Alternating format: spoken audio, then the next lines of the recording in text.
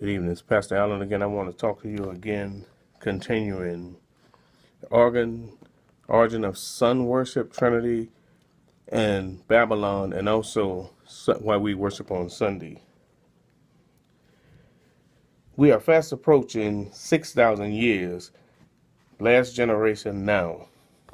And if Jesus comes at the end of 6,000 years, we would then have a 1,000-year Sabbath. 1,000 years a day, just as God said in 2 Peter chapter 3, verse 8.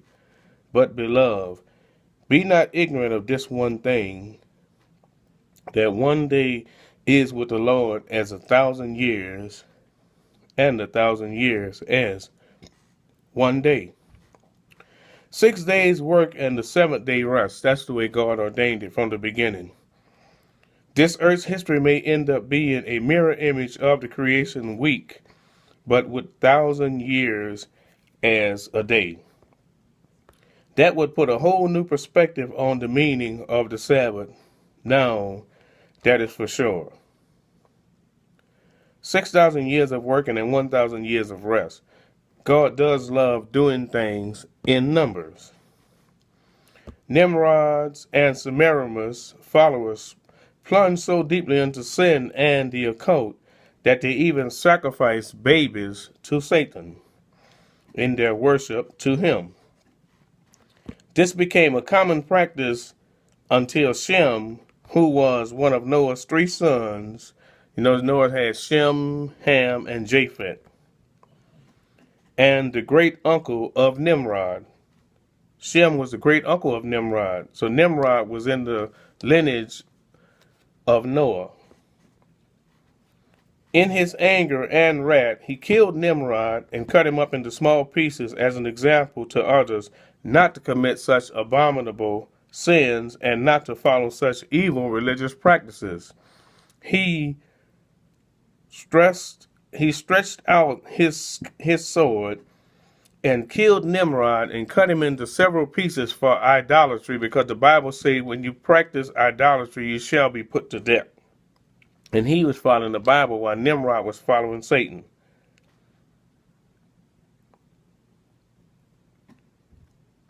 Shem was a godly man, and it was through his seed the Messiah came.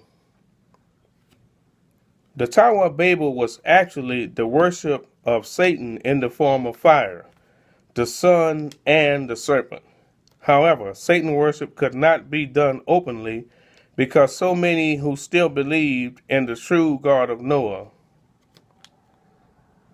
So a mystery religion at Babylon where Satan could be worshipped in secret.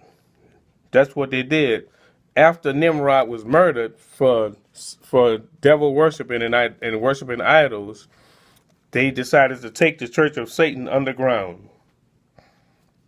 And once they decided to take the Church of Satan underground, they decided to come back on it again and start a new religion, and it was the religion of Satan and idol gods. Because of Nimrod's death, the followers of Nimrod and Semiramis were stunned and experienced much grief. Their religious hero was dead. They were afraid to continue their worship of Satan for fear that what happened to Nimrod would also happen to them. So a mystery religion developed at Babel, where Satan could be worshipped in secret. This is exactly what is happening in these last days. Satan is using mysteries and deceptions to deceive people into thinking that they are worshiping God when they are actually worshiping Satan. We see that today.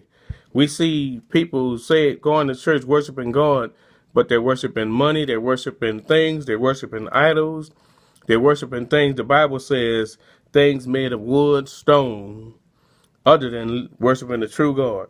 For a short time, the practices of this counterfeit religion ceased, but Semiramis, which is Nimrod's mother and his wife, the wife of Nimrod, had a brilliant idea of how she could successfully revive her and Nimrod's pagan religion and give it a new form. They tried to change it around to try to disguise it, but it was still Satan worship because it was worshiping of idols.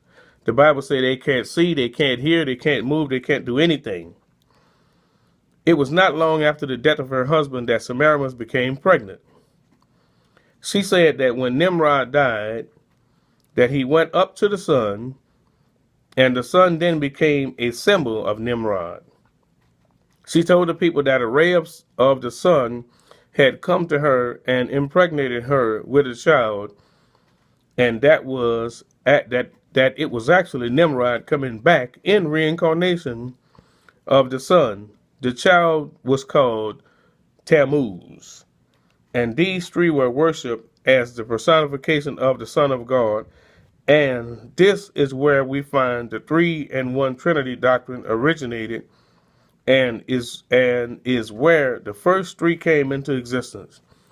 We notice that Satan mimics everything God does. And we see way back after the Tower of Babel that Nimrod, Semiramis, and Tammuz were worshipped as a trinity. Father, Nimrod was the sun god, Semiramis was the moon god, and their child Tammuz was supposed to be the son of God. This mystery religion was nothing more than Satan worship. The Trinity got its start in ancient Babylon by Nimrod, Tammuz, and Semiramis. Semiramis demanded worship for both her husband and her son, as well as herself. That's what the Catholics do. They worship Mary, saying the mother of God, but she's the mother of Jesus. She claimed that her son was both father and son. That sound familiar? Yes, he was God the Father and God the Son. So they're getting more familiar with copying. The first divine, incomprehensible Trinity. The two Babylons. If you can look that up in the book called The Two Babylons.